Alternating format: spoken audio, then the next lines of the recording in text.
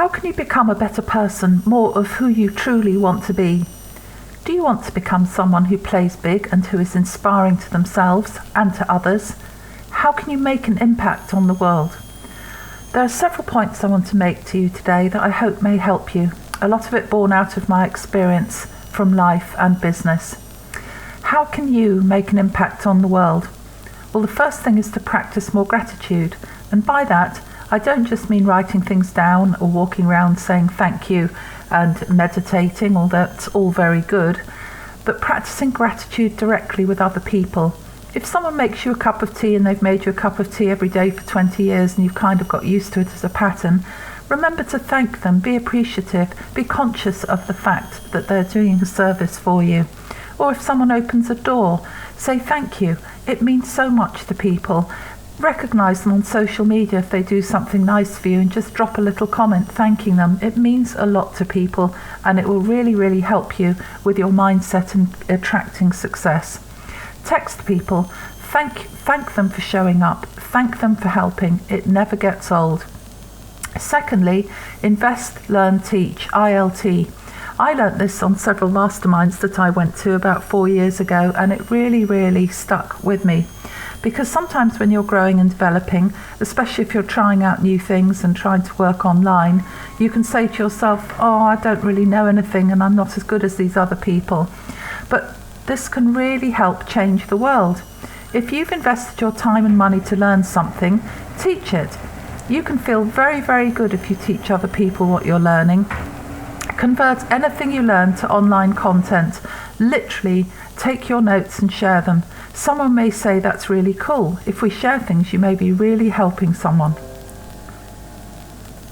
Forgive people. This is the third thing. It's very, very important not to keep holding grudges, because you were dealt a certain hand of cards and that's not something that you can change. If you've grown up and it hasn't been particularly easy, don't hold grudges, because you are holding a grudge and you are using mental energy in a negative way. If something in your past is fogging up your future, then it's taking mental energy that's going to hold you back. Reverend Beckwith says, forgiveness is giving up on the fact that it could have been different. It was as it was. Move on from it, forgive people, and move on to get the life that you want. So don't hold grudges, because that means that you don't accept the past couldn't have been any different. You can only train and learn from where you've been.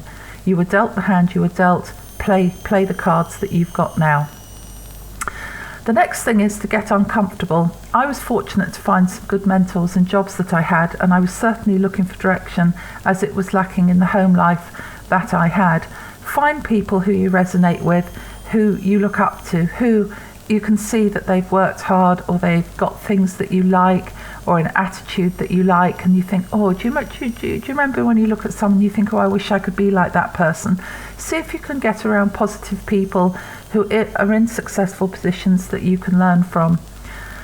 When you feel there are no other things to grow into, and when you feel, that you have created a pattern, that is a sign that you need to go and find something else to do. Or what is life for? These jumps into new uncomfortable positions, hopefully within a framework of getting around people who can act as mentors, ambassadors, advisors and guide you, will give you the confidence to keep jumping. Because when you start to create a pattern of not moving because you're scared, you're creating a pattern that means really you're stuck. And if you go get it, everything else in your life will start lining up. Limit your negative talk about others. Now, this is very important. It's such a waste of your mental energy. Don't respond. Focus on where you're going. This is really powerful, because the ability to talk about someone else negatively is not powerful. That's what everyone else does. So don't do it. It's a waste of time, and you've got better things to focus your mental energy on, positive things that are going to move you forward. The next thing is to develop winning habits. For example, shoot a video, reach out to 3 people a day, create winning habits. You may be in a situation where you're trying to grow an online business and saying, well, I keep getting no's. Well, that's great, because you're nearer to a yes. So adopt a winning mentality and keep doing what you're doing. I mean, you may stumble across a lottery ticket, but if you develop winning habits, they will show you that you could and you should have winning results, and you will get those winning results if you focus on winning habits. Now, the next thing is that most people would rather be right than happy. They spend their time being miserable and justifying their actions and arguing. You don't need to bend everyone to your way of thinking. It's hard to be happy if you're convincing everyone around you that you're right. Let them be right. It doesn't matter. It's just not that big a deal. Now, I'd like to move on to how you use your language. Use what I call serving language. Change your language. So, for example, I'm so happy and grateful that I'm growing and developing. I'm so happy and grateful that my online business is now taking off. It's about how you feel, about what you say that matters. So change the way you speak about what you want to change. Change the way you speak about what you want to change. So, for example, instead of saying, oh, I can't make any sales, my team isn't growing, this isn't working, I don't know what to do on social media, get around people who can help you, start taking the actions, form new habits, create the habitual pattern and adopted from what you see successful people doing. And if you get no's, you don't want to get emotional about it. You just say to yourself, this is great. I know I'm following the right processes, and I know eventually people will start to say yes, and they'll ask for more information, or they'll want to follow me, or they thank me for something I've shared, etc., etc. So really feel the language that you are using.